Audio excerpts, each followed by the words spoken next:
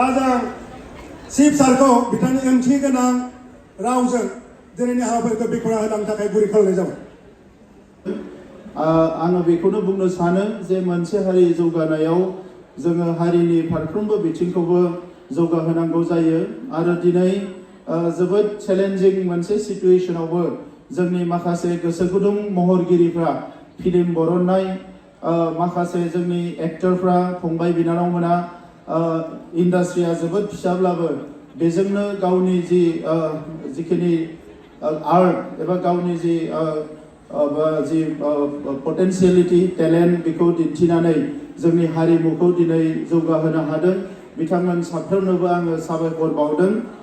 दिनै माखासेया बेवहाय बान्था मोनगोन।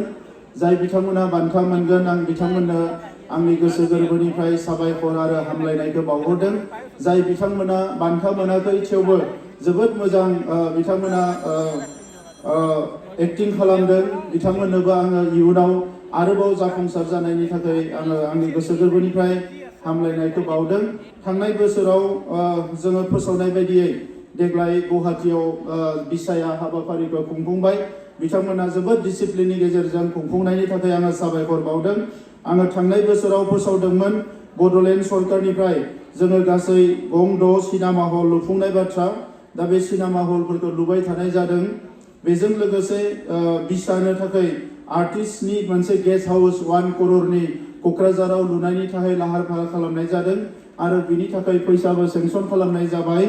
आरो देग्लाय फिन खेबसेबाव बिसाया गावहा अफिस गैया होननानै आंनो फोरमायदों। दा नंखायनो जेराव आर्टिस्ट गेस्ट हाउस जागोन क'क्राझाराव बेवहायनो बिसानि अफिस लुनो थाखायबो 1 करोड़ रां सरकारनिफ्राय होबावनाय जागोन। आरो इयुनाव बिसाया जेफोर हाबाफारिफोरखौ लागोन बेवहाय जों सरकारनिफ्राय जेसेबां हायो मदद खालामनो नाजालांबाय थागोन। आङो गोलाव बाथ्रा बुंनो सानाखै, निमाहा बिदों एसे आंनि थाखाय समा गुसुं।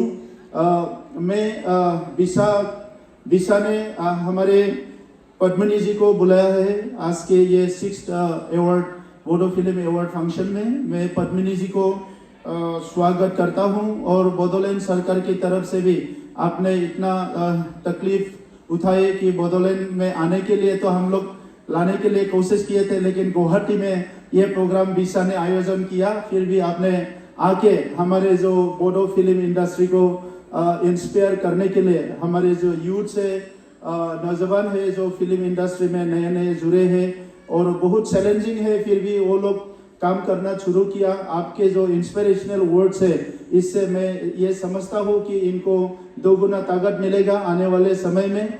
बोडो समुदाय के एक इतिहास है, लंबा इतिहास। यह हमारा संस्कृति को प्रिजर्व करने के लिए बहुत सारे लोगों ने बहुत चैलेंज लेके बहुत तकलीफ उठा के काम किया और आज बोडो संस्कृति दुनिया के एक यूनिक संस्कृति ये जो रिकॉग्निशन है मिल चुके हैं। और आज के समय पे हमारे जो ये बिसा ने और सारे कलाकारों ने मिलके बोडो फिल्म इंडस्ट्री को 1980 से शुरू करके ये 2024 तक लेके आए। और आज मैं दिखता हूँ कि हमारे जो यूथ है, हमारे जो कलाकार है, वो लोग ने खूब बेहतर एक्टिंग किए हैं। तो मुझे भी बहुत गौरव महसूस हुआ यहाँ आके और मैं आपको बहुत बहुत धन्यवाद देता हूँ कि आपने आया है।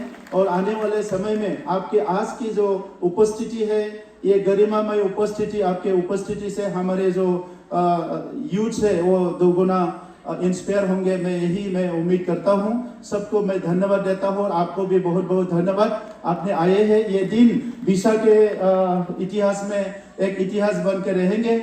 मैं सबको धन्यवाद देके मेरा वाणी को यही विराम देता हूँ। धन्यवाद। गोजोन्थों।